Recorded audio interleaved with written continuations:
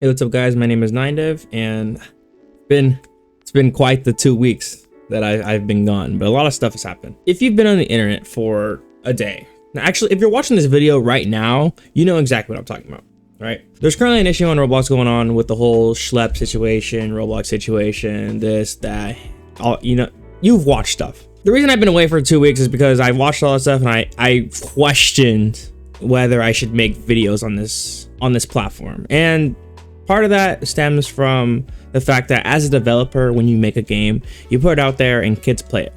And the thing about being a developer is you're putting out a game and you don't know if your game is going to be used to lure, you know what. And so the question becomes like, should I continue to develop on Roblox? And that's been like the last 2 weeks, is looking at everything like, is this really an app I want to go on? And eventually I decided that, with all the steps that are being taken from outside sources and Roblox in part by itself, even though, we've seen what Roblox has said in the past few days, I decided I'd come back and teach people how to code again. But I want this video to be more about steps to take as a developer to make sure that you don't become one of the games that becomes a safe haven for creeps, and also a game where, people have stuff happen.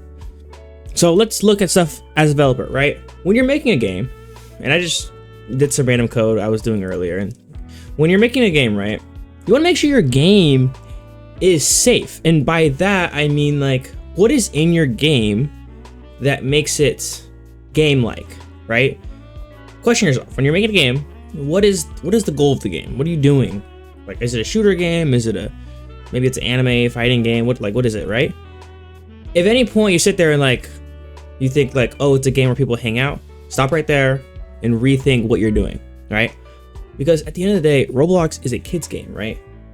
And I've played hangout games in the past, right? Like, I've played on Roblox for a long time. I'm sure a lot of you guys have. A lot of you guys watching this video, maybe you've played for a long time. Maybe some of you are kids trying to get into coding, right?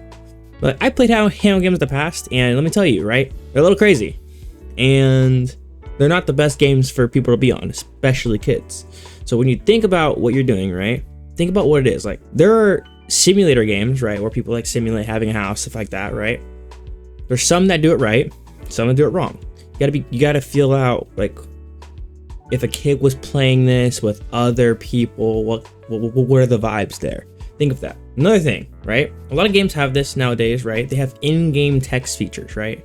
Where maybe players can text each other or chat. I would recommend, just depending on like the age level of your game, maybe your game is 18 plus, right? If you're 18 plus, whatever, right?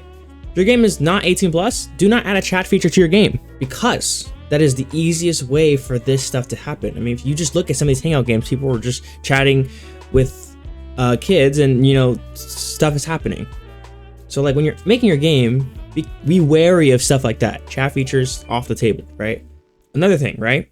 Themes. What is the theme of your game? Like, for instance, Dress to Impress, right? Dress to Impress is a great example of a great game that doesn't teeter the line of too crazy, too bad. And the reason Dress to Impress is like that is because there's no like person-to-person interaction outside of, at the end where everyone shows what they're wearing and all that stuff. They make sure not to have stuff that's like overly provocative or stuff that like is revealing, right? It's a fun game and it has goofy parts to it. It has some lore, right? That's a good game. Developers that go for those themes need to understand that when they go for those themes, they need to know how to work it in a way that it is safe, is productive, and it is okay. I've literally went on Roblox recently, and like, so many games miss this, where like they just want to do certain things, and it's like, is that really appropriate for your game? I mean, you got to think, right? Like, unless your game is set to 18 plus, which it's okay for you to do that, but if your game's not set to 18 plus,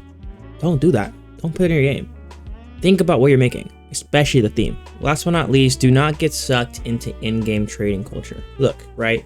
We're developers, and more than just making games for fun, right? If our game becomes successful, we want to make a little bit of money on the side, right? Who doesn't want to make a little bit of money, right? It's the point of making games, right? A lot of us, we want to have for fun, but after doing it, we want to make a little bit, right?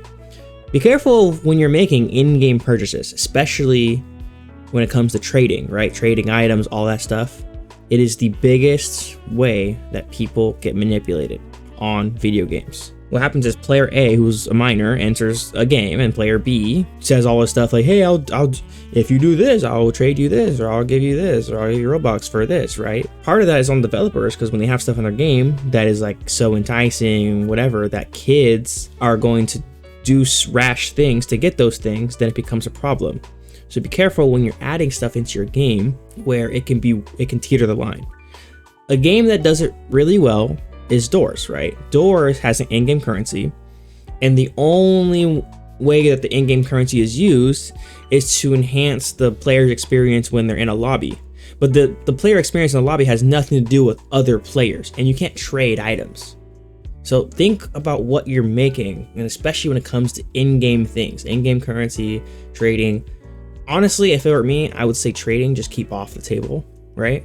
But like, so I understand like a lot of games trading is pretty paramount. As long as you're like checking it, making sure like it doesn't teeter that line, that's okay. Like, when we're talking about like player and another player trading and like big scams and stuff like that, right? Like that's what we're talking about. Yeah. So I know I just started my channel, right?